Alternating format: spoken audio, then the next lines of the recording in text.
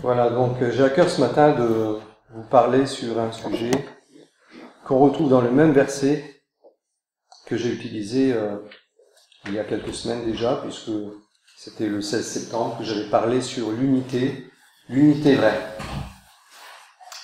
Et on avait pris ensemble un passage dans Actes 2, 42, dans lequel nous voyons les premiers disciples. Il est dit qu'ils persévéraient dans l'enseignement des apôtres, dans la communion fraternelle, dans la fraction du pain et dans les prières. Donc j'avais souligné la communion fraternelle. Qu'est-ce que c'était? Qu'est-ce que c'est la communion fraternelle? Bon, je ne vais pas reprendre le thème ce matin, mais nous avons pu le voir dans ce message du 16 septembre. Mais j'aimerais reprendre ce passage, et on va le lire dans son contexte, pour comprendre ces impératifs, ces piliers qui ont fait la force de la première Église. Mais j'aimerais aussi souligner ce matin, non pas l'un des 4 piliers qui est l'enseignement, la prière, la communion fraternelle.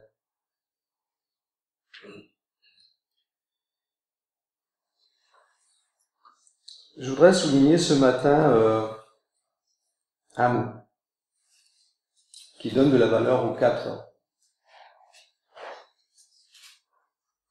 Et ce mot, c'est la persévérance. Avant d'entrer dans le sujet, j'aimerais qu'on lise ensemble à partir du verset 38 jusqu'au verset 42. Nous pouvons lire aussi le verset 47 dans la foulée, puisqu'on retrouve ce verbe.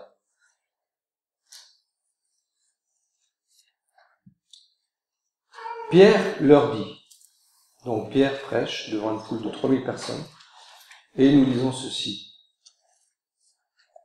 Repentez-vous et que chacun de vous soit baptisé au nom de Jésus-Christ pour le pardon de vos péchés, et vous recevrez le don du Saint-Esprit. Car la promesse est pour vous, pour vos enfants et pour tous ceux qui sont au loin, en aussi grand nombre que le Seigneur notre Dieu les appellera. Et par beaucoup d'autres paroles, il rendait témoignage et les exhortait en disant « Sauvez-vous de cette génération perverse ». Ceux qui acceptèrent sa parole furent baptisés et en ce jour-là furent ajoutés environ 3000 âmes. Ils persévéraient dans l'enseignement des apôtres, dans la communion fraternelle, dans la fraction du pain et dans les prières. On peut lire le verset jusqu'à la fin. La crainte s'emparait de chacun, il se faisait beaucoup de prodiges et de signes par les apôtres. Tous ceux qui avaient cru étaient ensemble et avaient tout en commun. Ils vendaient leurs biens et leurs possessions et ils en partageaient le produit entre tous, selon les besoins de chacun. Chaque jour, avec persévérance, ils étaient au temple d'un commun accord, ils rompaient le pain dans les maisons et prenaient leur nourriture avec allégresse et simplicité de cœur. Ils louaient Dieu et obtenaient la faveur de tout le peuple, et le Seigneur ajoutait chaque jour à l'Église ceux qui étaient sauvés. Amen. Ces personnes qui persévéraient étaient celles qui acceptèrent la parole de Dieu. On est d'accord là-dessus?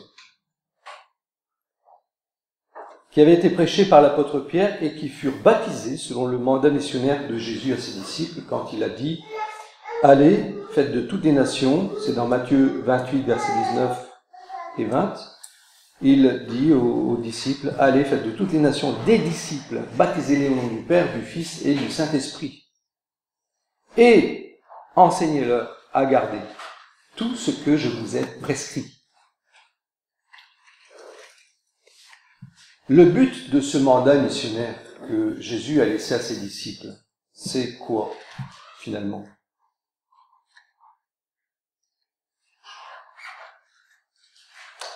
Eh bien, c'est de faire des disciples. Des disciples qui doivent faire des disciples. C'est pas de faire des gens baptisés, point, à la ligne. C'est de faire des disciples. Et le baptême suit la décision d'un individu à devenir un disciple. Ce ne sont pas des disciples des apôtres. Ce sont des disciples de Jésus-Christ, des personnes qui ont choisi de suivre Jésus, qui ont choisi de, même peut-être tout abandonner, pour être entièrement à Dieu. C'est un choix, mais ils ont choisi de suivre Jésus coûte que coûte, même s'ils devaient être persécutés à mort.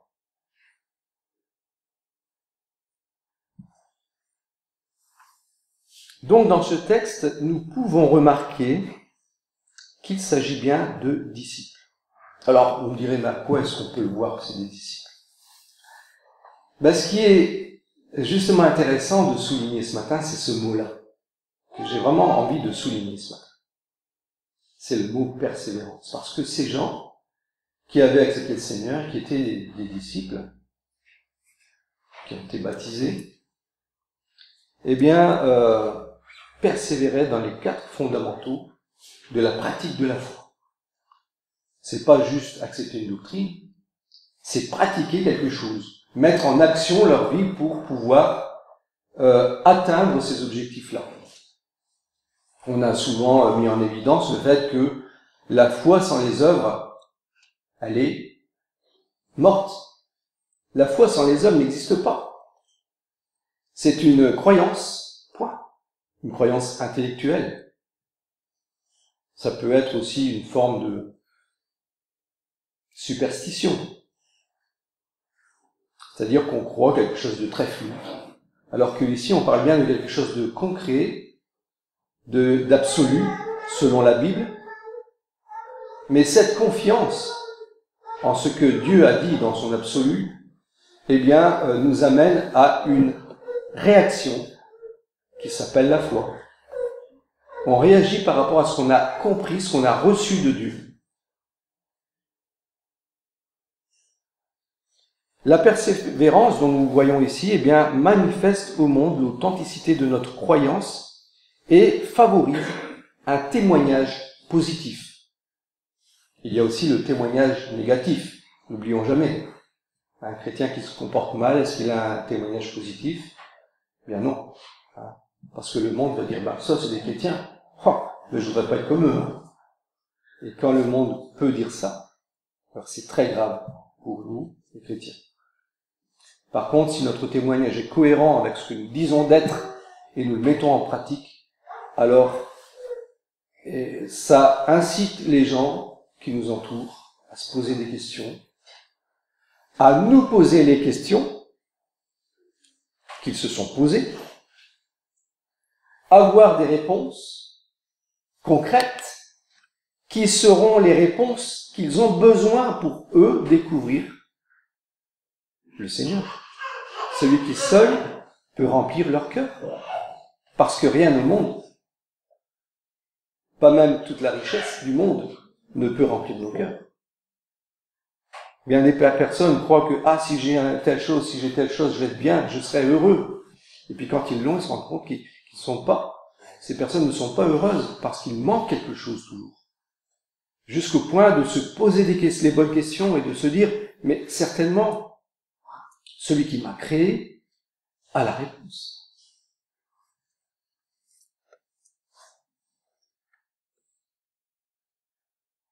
Le but de l'Église, ce n'est pas de faire un spectacle avec des signes miraculeux pour impressionner, pour tirer une gloire humaine. Ça, Dieu peut le faire comme il le veut et toujours pour sa seule gloire. Dieu peut faire des miracles. Dieu peut faire des choses incroyables et il le fait comme il le veut. N'oublions jamais que ce n'est pas à nous de commander Dieu. Dieu, tu vas... Et puis, certains s'imaginent qu'ils ont Dieu comme une baguette magique et ils l'utilisent comme ils veulent. Et au final, on se demande si Dieu, ce n'est pas quelque part une marionnette. Nous devons faire très attention à ce genre de choses. Nous devons agir avec discernement. Parce que le diable est comme un lion rugissant, cherchant qui dévorer, nous dit la Bible, et nous sommes prévenus, nous sommes avertis par la parole de Dieu qu'il y aura aussi des faux prophètes qui feront aussi des miracles. Et les enfants de Dieu doivent être avisés, doivent faire attention à ça. Notre but, ce n'est pas d'amuser la galerie.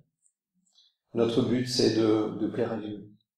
Et même si quelquefois on a des messages qui sont un petit peu durs, rappelez-vous Jean-Baptiste, hein? Qu'est-ce qu'il a fait Jean-Baptiste? Il avait un message qui ne plaisait pas à tout le monde. Quelquefois, eh bien, il disait, ah, toi, c'est pas bien ce que tu fais. Tu prends la femme de ton frère. Eh ben, il a eu la tête coupée à cause de ça. Donc, on doit prendre des risques. Et ça fait partie de la vie chrétienne. Et quand on parle de ce thème de persévérance, eh bien, c'est aussi. Et surtout parce que ça sous-entend la réalité d'une opposition. C'est que dans les 4 choses dont on a parlé, l'enseignement, la prière, la communion fraternelle, la fraction du pain, ces choses qui sont importantes pour fortifier notre foi, eh bien, le diable ne veut pas. La chair, votre chair, ma chair, ne veut pas. Et donc, il y a une opposition. Et il y aura toujours cette opposition jusqu'au retour du Seigneur. Il faut le savoir. Donc, c'est soit où je me laisse vivre, hein, ou soit je vais combattre. Et ce combat spirituel contre le diable, contre la chair, va faire ce qu'on appelle la persévérance. On a compris? Parce que lui ne voudra pas qu'on s'intéresse à lire la parole de Dieu, à assister aux réunions, à vivre la communion fraternelle. Et donc il va tout faire. On l'a vu aussi quand j'ai parlé de l'unité, quand j'ai parlé du loup, n'est-ce pas? Qu'est-ce qu'il vient faire le loup? Il vient casser l'unité. Il cherche à disperser le troupeau. Si j'arrive à disperser le troupeau, j'ai gagné. C'est ce que veut faire le loup. Mais dès qu'ils sont ensemble, ils vont vivre cette communion spirituelle, parce qu'ils ont le même esprit de Dieu. Sinon, c'est pas une église. Et parce qu'ils vivent la communion spirituelle avec Dieu, ils peuvent la vivre ensemble. Donc, quand on parle de la communion, je voudrais juste rappeler que c'est à condition que, elle sera vraie à condition que, encore une fois, ce sont des enfants de Dieu. On ne parle pas ici de dénomination, parce que d'ailleurs, dans toutes les dénominations, le problème dont je vais parler ce matin, eh bien, j'écoutais des messages de temps en temps d'un côté ou de l'autre, et je me suis rendu compte qu'ils ont le même problème. On a le même problème. On retrouve ce besoin de persévérance, d'attachement au Seigneur, d'abandonner le péché.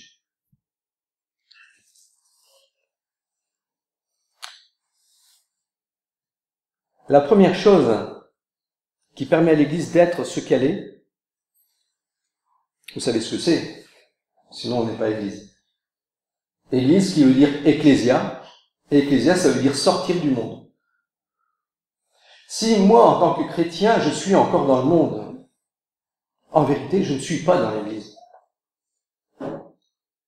L'Église ne peut pas avoir un pied dans le monde et un pied dans la spiritualité à vouloir plaire à Dieu. L'Église est Église parce qu'elle est sortie du monde, elle a décidé à un moment donné de vouloir vivre avec Dieu, de vouloir l'adorer, de vouloir le servir. Et quand on parle d'adorer, en vérité, eh bien, ce n'est pas juste une louange qu'on fait le dimanche matin. L'adoration, si c'est juste ça, eh bien, je vous dirais que c'est pas ça l'adoration. C'est pas juste dire Dieu, tu es bon, hein, tu es grand, tu es digne de louange. C'est l'appliquer dans ma vie, dans notre vie. Et quand on reconnaît cette grandeur, cette toute-puissance de Dieu, ce mérite qu'il a d'être loué, d'être glorifié, eh bien, on va le servir.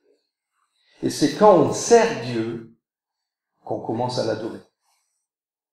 Ça veut dire qu'on l'a mis à la première place.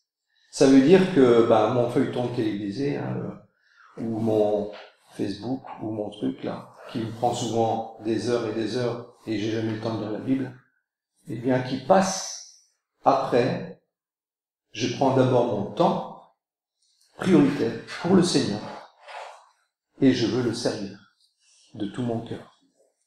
Aujourd'hui, on assiste, et ça je le dis, j'ai remarqué dans toutes les dénominations, ils disent la même chose, à une espèce de déconsécration. C'est-à-dire qu'on est de moins en moins engagé. Dans les réunions d'études bibliques, eh bien, les réunions sont peu fréquentées. Les réunions de prière, très peu fréquentées. Et les réunions de louange, d'adoration, il y a plein de monde. Et là, c'est quand même assez bizarre de se poser des questions. Et je pense que la persévérance intervient justement dans ces réunions peu fréquentées, parce que ce sont, d'après la parole de Dieu, ce sont les plus essentiels. Ben oui. Ils persévérèrent dans l'enseignement des apôtres. Et l'enseignement des apôtres, c'était quoi? Bah, c'était la parole de Dieu. Ni plus ni moins. C'est l'évangile. Et l'évangile qui découle de dans tout son ensemble de la parole de Dieu, depuis la première page jusqu'à la fin.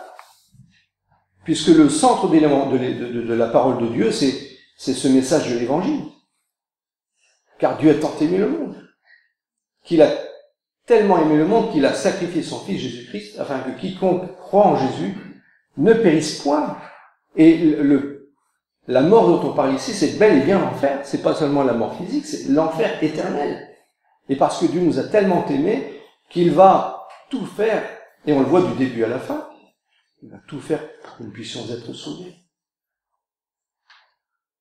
Il va aller jusqu'à aller sur une croix, se faire homme, comme un agneau, comme une brebis muette, devant ceux qui l'attendent. Il n'a pas ouvert la bouche, il est allé jusqu'à la croix. Dans notre langage évangélique,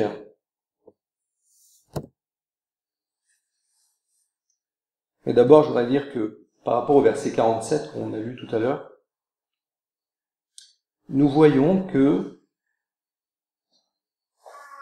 j'aimerais lire ce passage, il louait Dieu et obtenait la faveur du peuple, de tout le peuple.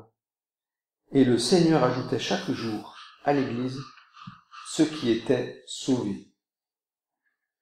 Qui est-ce qui sauve dans le passage? C'est le Seigneur. C'est le Seigneur qui ajoute à l'Église. Ce n'est pas les chrétiens qui ajoutent à l'Église les membres. Quand c'est les chrétiens qui le font, eh bien, en vérité, ils ne font pas une Église. Ils font quelque chose d'autre, mais c'est pas l'Église. Mais quand c'est Dieu qui le fait, ça veut dire qu'il y a conversion, nouvelle naissance. Et quand on parle de conversion, d'abord on remarque ici que ces conversions ont commencé par un témoignage positif, un témoignage authentique, cohérent, des personnes qui sont enthousiastes, qui persévèrent dans leur foi, qui sont prêtes à aider leurs prochains. Ce témoignage est tellement positif que des gens se posent des questions et des gens se convertissent. Et Dieu ajoute ces personnes qui se sont converties, les ajoute à l'Église. Vous comprenez? Mais ça commence avec quoi? Remarquez, ça commence avec notre témoignage. Le témoignage. Dans notre langage évangélique, quand on parle d'une conversion, on dit souvent, et enfin c'était beaucoup le cas avant en tout cas, aujourd'hui je n'ai pas l'impression qu'on utilise beaucoup ces termes, mais on disait souvent, un tel a accepté le Seigneur. Vous savez ça, hein? Un tel a accepté le Seigneur. Il y a aussi une autre façon de le dire, c'est un tel a donné sa vie au Seigneur. C'est quoi la différence entre les deux? Moi, ça me fait réfléchir. Tous les deux sont valables. Tous les deux sont bibliques. Puisque dans Jean chapitre 1 verset 12, donc un tel a reçu le Seigneur, justement dans Jean 1 12, effectivement, à tous ceux qui l'ont reçu, la parole, Jésus, la parole incarnée, elle a donné le pouvoir de devenir enfant de Dieu à ceux qui croient en son nom et qui sont nés, non du sang, ni de la volonté de la chair, ni de la volonté de l'homme, mais qui sont nés de Dieu. Donc, ils ont reçu Jésus et Dieu les a transformés, les a fait renaître. Et puis, l'idée de donner sa vie au Seigneur. Est-ce que c'est autre chose? En vérité, ça fait partie de la même chose. Dans Romains chapitre 14, 7, l'apôtre Paul dit ceci. En effet, nul de nous ne vit pour lui-même, et nul ne meurt pour lui-même. Car si nous vivons, nous les enfants de Dieu, nous vivons pour qui?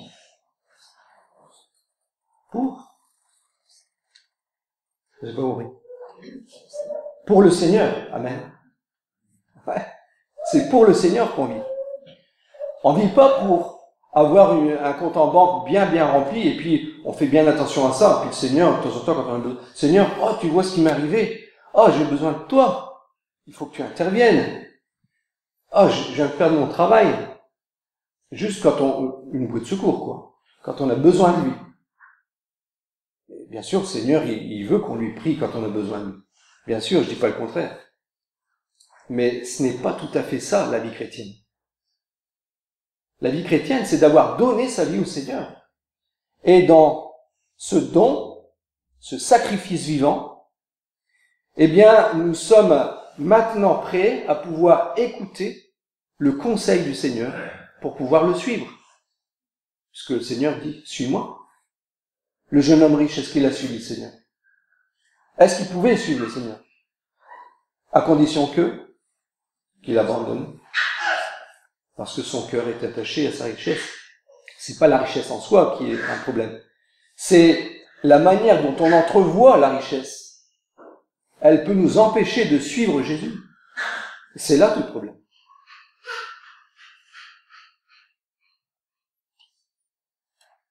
Jésus l'a dit d'ailleurs dans Matthieu chapitre 16 verset 25, « Quiconque en effet voudra sauver sa vie la perdra, mais quiconque perdra sa vie à cause de moi la retrouvera. » Pourquoi aujourd'hui on a tellement de mal, j'en suis tout à fait objectif, conscient, à voir des conversions? Parce qu'on préfère notre vie. On préfère recevoir Jésus, mais sans donner sa vie au Seigneur. Et c'est là. C'est-à-dire qu'on utilise la parole de Dieu dans sa vérité, mais une partie de la vérité. Et dans ce cas, Dieu ne peut pas transformer une vie. Dieu ne peut pas. La conversion, l'ajout dans l'Église, des nouveaux membres, vient de Dieu. Ce n'est pas l'homme. C'est quand une personne a décidé de suivre Jésus qu'elle va être transformée par le Saint-Esprit, par l'œuvre parfaite de Jésus à la croix. Parce que à la croix, Jésus a rendu possible l'enlèvement du péché. Il a payé le prix. Et parce que l'enlèvement du péché est possible, nous pouvons être régénérés par le Saint-Esprit. Amen. On est d'accord là-dessus.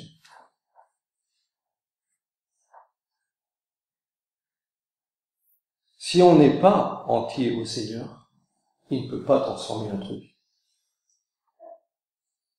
Il n'y a pas de demi-mesure.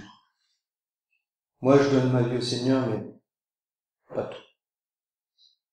Est-ce que c'est viable? Ben non, ça n'a pas de sens. C'est un faux raisonnement. Chers frères et sœurs, c'est un faux raisonnement. Dans ce passage, pourquoi est-il question de persévérance? Parce qu'il y a des résistances. Il y a de l'opposition. J'aime bien imaginer ce bateau à une place dans lequel nous pouvons chacun être, cette barque avec 2 rames, avec une voile, et qui remonte un fleuve à contre-courant. il y a une opposition. Eh bien, il faut ramer pour remonter. Il y a des efforts à faire. Et puis, il y a cette voile qui est en fait l'action divine, qui rend possible ce que les bras ne peuvent pas faire. Vous comprenez? Et Dieu souffle, et il rend possible. Mais Dieu souffle si on a envie de ramer. Vous savez pourquoi? C'est très simple. Parce que je prends les rames que si je crois que je peux remonter l'opposition. Si j'y crois pas, je baisse les bras. Vous avez compris? Mais dès lors que je prends les rames et je commence à ramer, le vent se lève et pousse. C'est du miracle. C'est de l'invisible. Mais ça vient de Dieu. Et c'est vraiment l'image que je trouve vraiment adéquate comme une parabole pour symboliser, pour figurer ce sujet de la persévérance. La vie en Christ implique un combat spirituel contre les puissances du diable, ça on le sait bien, on le dit souvent, et les tendances de la chair, on le dit souvent aussi. Ce qui explique l'affaiblissement des églises d'aujourd'hui, c'est que ces combats ne sont plus pris au sérieux. Certains diront même, il ne faut pas voir le diable partout. Ah oui, il ne faut pas voir le diable partout, mais il faut le voir là où il est. Et si tu ne le vois pas là où il est, tu es, comme on dit ici, foutu. Parce que lui, il ne fait pas de cadeau.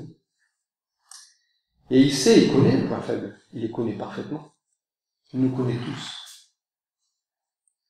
Il sait combien de temps on passe dans la présence de Dieu. Et il sait avec quelle chose il va pouvoir nous tenter. Parce que si finalement on ne persévère pas, c'est pas à cause du diable. Je reprends le bateau. Je reprends l'exemple du bateau. Il y a un courant. Il faut remonter le courant. Si vous remontez le courant, vous persévérez. Vous persévérez parce qu'il y a un courant. Si le courant n'existait pas, il n'y aurait même pas besoin. On n'a pas besoin de faire d'efforts. Ça irait plus facile. Donc, le diable, en quelque sorte, provoque la persévérance à partir du moment où vous résistez. Donc, il contribue à notre persévérance parce qu'on a un adversaire. Est-ce qu'il peut y avoir un combat sans qu'il y ait d'adversaire? C'est impossible. Vous êtes en combat dès lors que vous avez une opposition devant vous. Et dès lors que vous êtes dans l'attaque, alors vous allez soit gagner, soit perdre la bataille. Et dans cette persévérance, soit vous avancez, soit vous reculez. Et si vous reculez, c'est parce que vous n'avez pas tellement envie, je n'ai pas envie de véritablement progresser. Il y a un passage dans la Bible d'ailleurs qui dit bien « Faites tous vos efforts ». Vous l'avez déjà lu quelque part, hein, pour ceci. Faites tous vos efforts pour.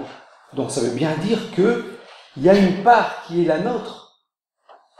Et Dieu va intervenir au travers de cette action initiale qui est la nôtre, qui s'appelle la foi. Mais si cette action initiale n'existe pas, eh bien, il ne faut pas s'attendre à quelque chose. Dieu ne peut pas intervenir. Parce que Dieu n'aime pas le doute, rejette le doute. C'est même un péché.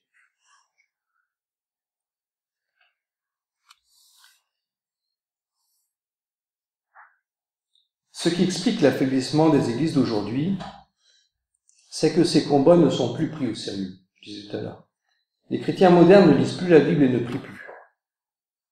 Alors en disant ça, je le disais tout à l'heure, mais ça me fait penser à une époque où j'étais en Sicile, et pendant les 10 premières années de ma vie, j'arrive plus à le faire aujourd'hui, mais je veux dire que les 10 premières années de ma vie, j'avais pris l'engagement de lire la Bible entièrement chaque année. Et à un moment donné, à la 10e année, je me suis rendu compte que j'avais lu plus ou moins 7 ou 8 fois.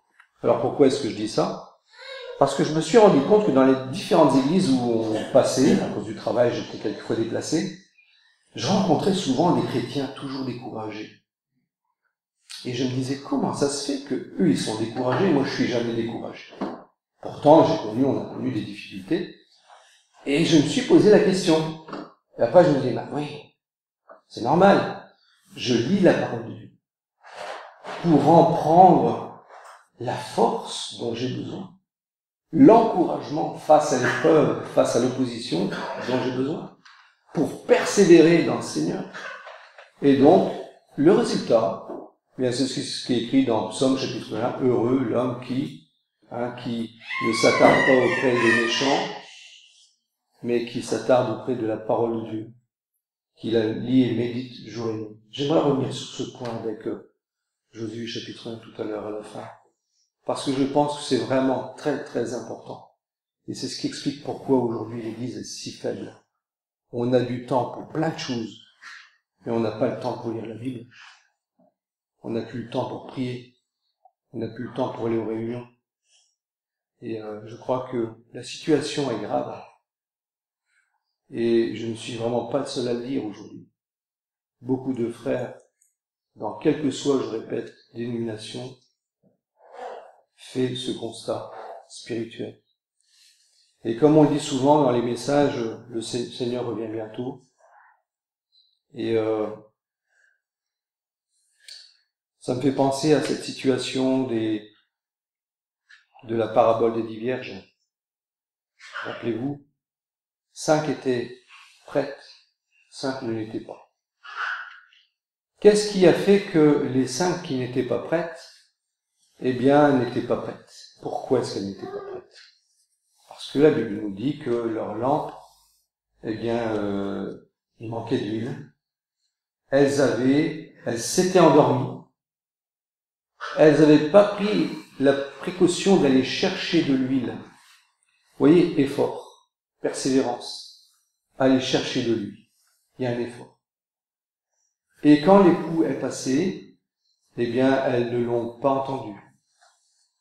Et à la fin de l'histoire, ce que je trouve très tragique, c'est que quand elles arrivent à la porte des noces, l'époux répond, qu'est-ce qu'il répond? Je ne vous connais pas. C'est terrible, hein? Alors moi, personnellement, j'ai l'assurance du salut.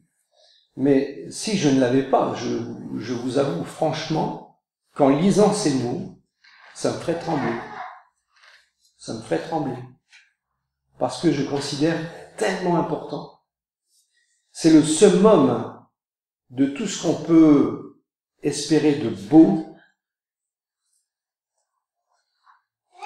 C'est de pouvoir accéder, de pouvoir entrer dans ce banquet des noces de l'année. C'est ce qu'il y a de plus beau. Et dans toute l'éternité, je pense que c'est ce qui va marquer le plus. C'est ce moment où l'époux rencontre l'épouse, où il y aura cette fête qui sera réalisée au ciel, dont la Bible appelle les noces de la nuit. Puissions-nous tous être présents dans ces noces. Parce que le Seigneur veut que nous soyons présents. Quand je dis puissions-nous, je dis pas puisse-t-il le Seigneur. Le Seigneur veut, mais puissions-nous avoir la force d'être vainqueurs et d'arriver dans les noces de la nuit.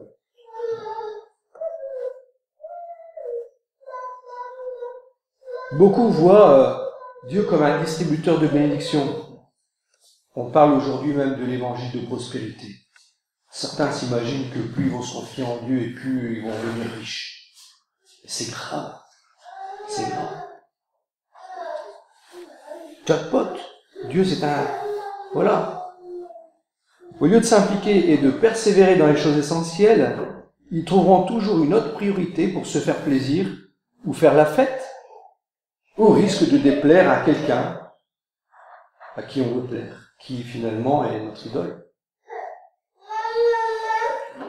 Mais on ne se moque pas de Dieu. La Bible nous dit qu'on ne se moque pas de Dieu, et ce qu'on sème un jour, on le récoltera.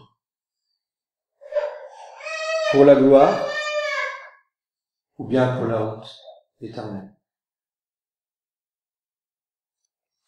Si en ces temps de la fin, nous voulons être forts, eh bien, il n'y a qu'une solution. C'est d'abord de nous repentir, de reconnaître ce qui ne va pas dans notre vie. C'est de ne pas tourner autour du pot. Et de sans cesse dire, ah, ça, c'est rien, c'est pas grave. Mais c'est d'être honnête avec Dieu. L'honnêteté avec Dieu, c'est ce que la Bible appelle la vérité. C'est d'être vrai. Quand Dieu dit quelque chose, je ne cherche pas les détours. Dieu a créé les hommes droits, mais ils ont aussi cherché beaucoup de détours. C'est purement charnel. Encore une fois, c'est même pas la faute au diable. Parce que le diable, lui, il va bien sûr nous tenter, mais notre chair nous incite, nous pousse vers des situations. C'est à nous de combattre. Je tiens à rappeler que chrétien charnel dans la Bible, ça n'existe pas. C'est une illusion, c'est un faux raisonnement, purement diabolique.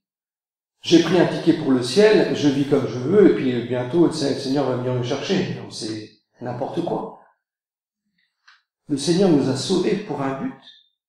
C'est pour qu'il soit à la première place de nos vies, pour le servir, pour nous sanctifier, c'est-à-dire nous débarrasser de toute souillure, de tout fardeau qui nous accapare, nous dit la Bible. Lisez Hébreux chapitre 12, verset 1. Débarrassez-vous de tout fardeau, quelquefois des choses qui sont pas forcément péchés, mais inutiles, qui nous accaparent tellement que nous n'avons plus le temps pour le Seigneur. Et on dit, j'ai donné ma vie au Seigneur. Il faut se poser des questions.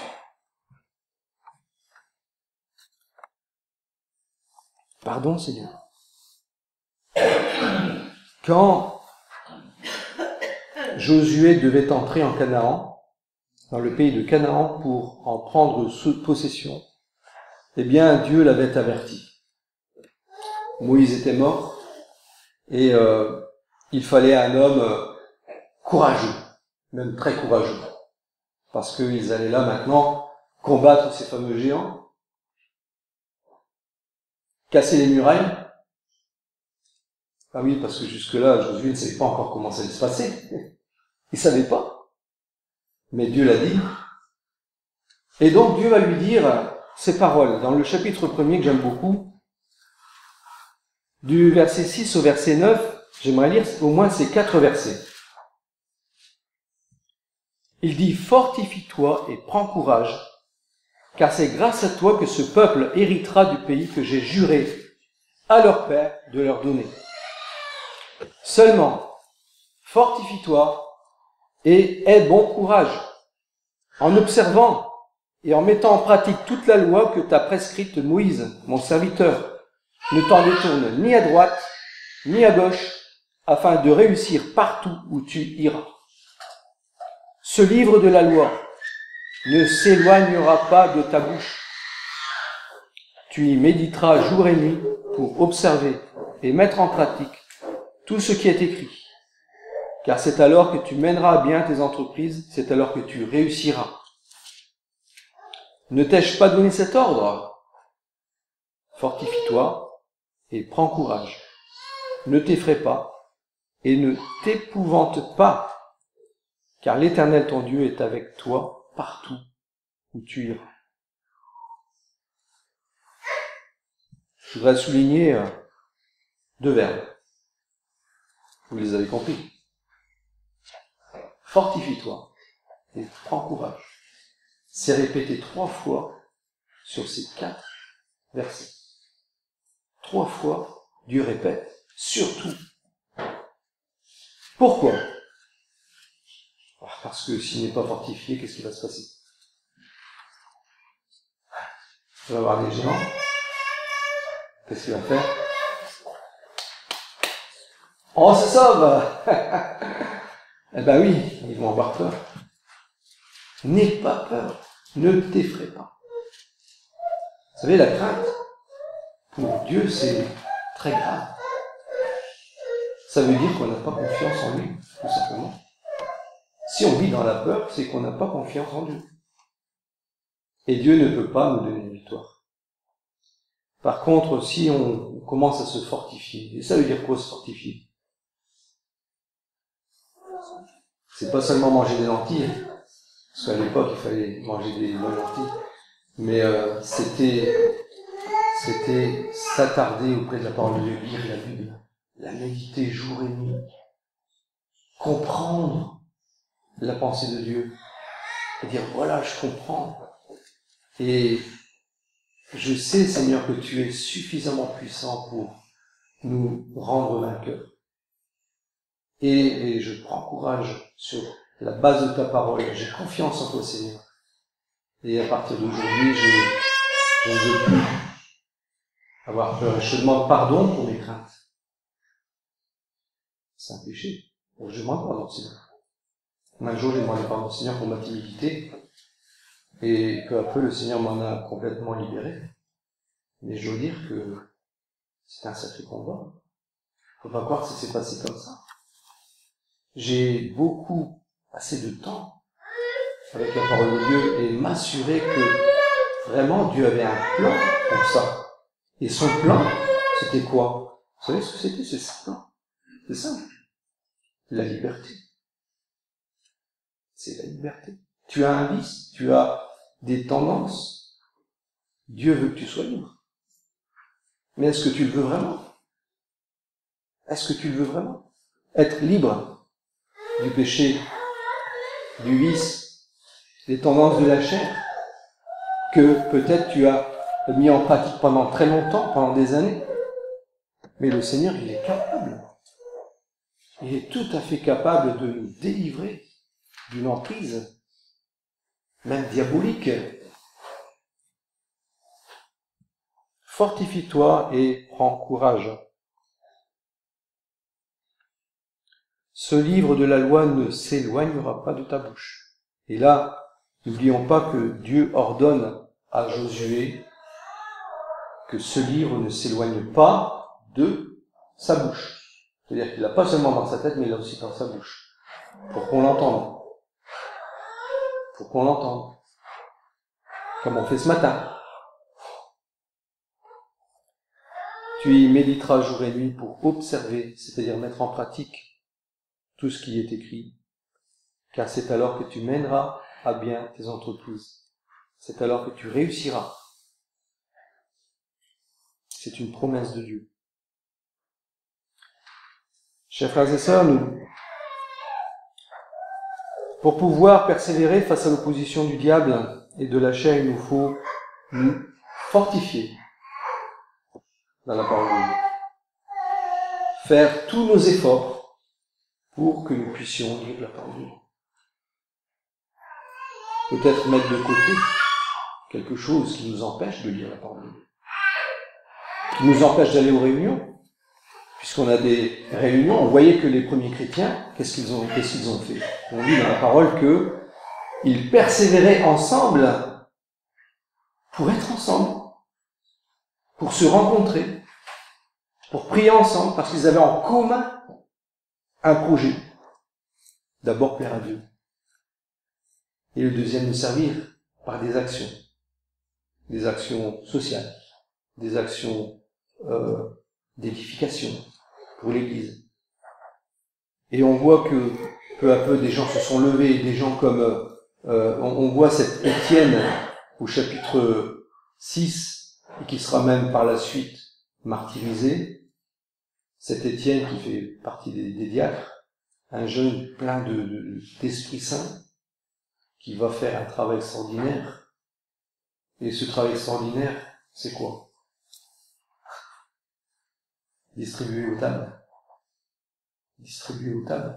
Hein? Servir. Parce que quand on sert autour de nous, c'est comme si on le faisait.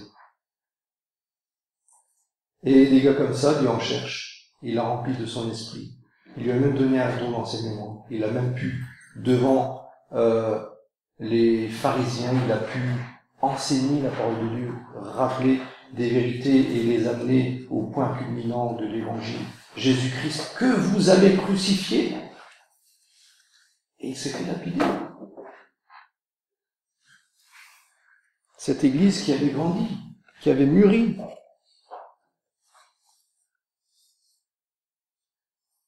Il nous faut nous fortifier dans la parole de Dieu. Elle nous permettra de prendre le courage pour combattre tout ce qui nous retient aux choses de ce monde, qui empêche un engagement. Et un engagement sans compromis. Alors nous serons forts, alors nous aurons la victoire pour persévérer. Je rappelle, chers frères et sœurs, que quand on peut persévérer, c'est parce qu'on a gagné à plusieurs combats. Pensons-y. Quand on arrive à donner sa vie au Seigneur, c'est parce qu'on a compris.